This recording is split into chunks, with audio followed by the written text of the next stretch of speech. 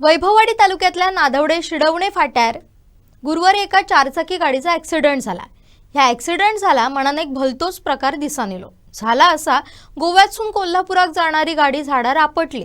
तेव्हा समजला ह्या गाडीतून दारू घेऊन जाय होते। पोलिसांनी 9.5 लाख रुपयांचं सामान धरल्याने।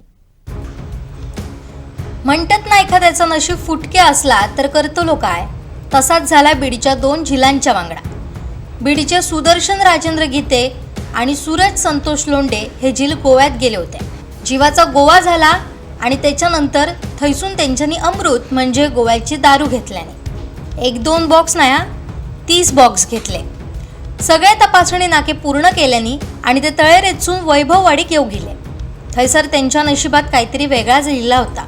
त्यांची गाडी नादवडे शिडवणे फाट्यावर इली।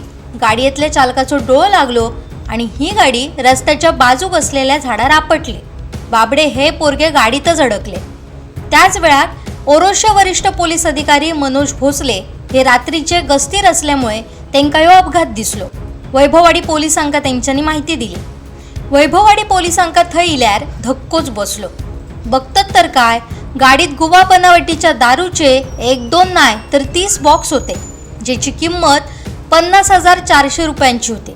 पोलिसांनी ही दारू आणि अंदाजे 9 लाखांची ही कार असो मिळान 9,50,400 रुपयांचा मुद्देमाल जप्त केल्याने या प्रकरणात सुदर्शन राजेंद्र गीते आणि सूरज सतीश लोंढे यांच्या विरोधात महाराष्ट्र दारूबंदी कायद्याखाली गुन्हा दाखल असा।